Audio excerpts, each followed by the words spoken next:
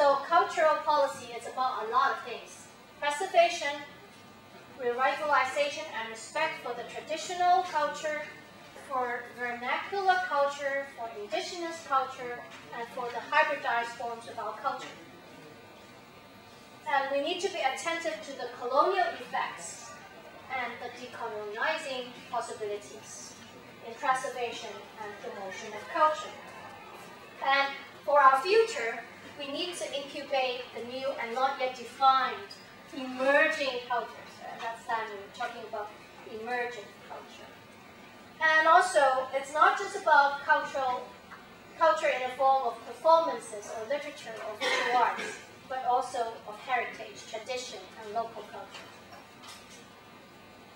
Now, the other policy suggestion from this Culture and Heritage Commission is inclusive and pluralistic cultural approach. We need to be attentive to local culture and cultural diversity. Recognize diversity within the Hong Kong cultural identity, that there are not just Cantonese people here, there are a lot of other kinds of people here. And visibility and support for minority art forms. Appreciate vernacular arts, cultural spaces, and habits.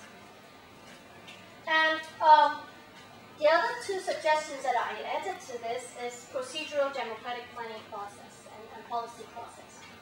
And also a management and finance maintenance model. But of course, we cannot forget about money. That makes things work. A management and finance maintenance model that includes elected representatives of the people, transparent and accessible information, open all their meetings and decision-making processes to the public. And there should be a system of incorporating public opinions that can become a mandate in policy making and not just toy story. So there are formations that are beginning to look like that, but not totally like this. For example, the Antiquities Advisory Board, all like the Legislative Council meetings. The Antiquities Advisory Board meetings are broadcasted live on TV.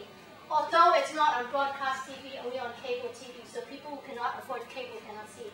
But at least there is one channel of the whole Legislative Council meeting, the whole Antiquities Advisory Board meeting. You can see it on TV. And also, when they vote, the decision-making process is also transparent. This is one start. But not all of them are elected. They are government appointed. And also, Hong Kong is one of the global cities without an information freedom ordinance. Very shocking. Hong Kong claims to be a global city, claims to be very advanced, claims to have joined the information age.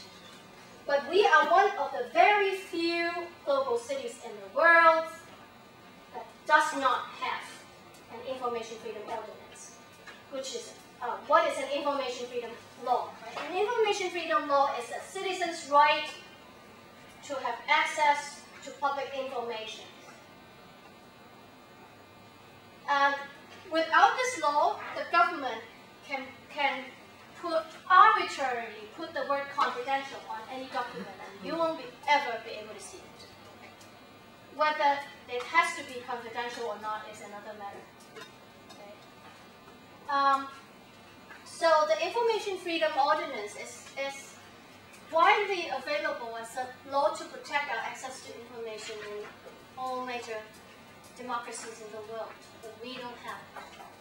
And the second thing, as a cultural policy that we don't have, and all other global cities have, although we claim to be a global city, is public TV. Okay. Now, which is a TV that is free and available to all, with content from the public and the community, and not just commercial and government. Okay. It is not like RTHK, which is like, it is not like BBC. RTHK is government funded in Hong Kong. Right? It's government funded. It has programs more catered to the public issues and so forth. But it is government funded, and the public has no control on the content. Right? And also ADV and TVB, right, in Hong Kong, Chinese and English, they are broadcasted and available to all for free, but again, you have no control on the contents. Public TV is a TV that Hong Kong people can all become a part of. And as a donor, as a program producer, the community can actually make your own TV programs and show it there, right? And also become part of this board of management to have local people being elected into running it. And also you have access to putting important community issues and things on TV for free for everyone. For example, if we are going to do, in our class, we're going to do participatory planning and cultural policy for West Kowloon as a training process. Now, if Hong Kong has public TV available, then we can film the whole process, put it on TV, and all Hong Kong people can learn at the same time. And also, if you do that, they can have feedback. For example, they can call in, phone in.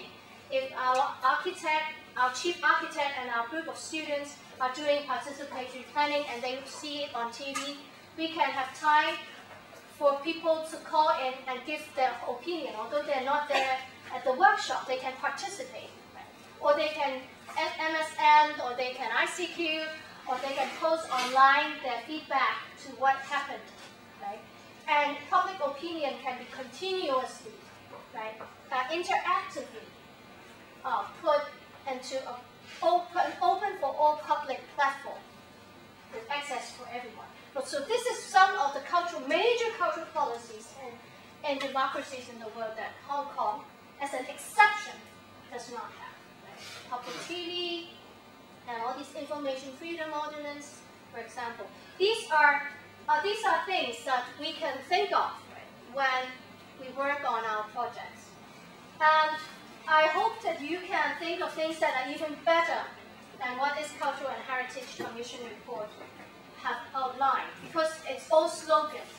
In this report, there's nothing about how you make these things into practical, possible procedures and policies. What you see in this report is slogans, ideals, without concrete ways of how to do it. And that's not a policy yet.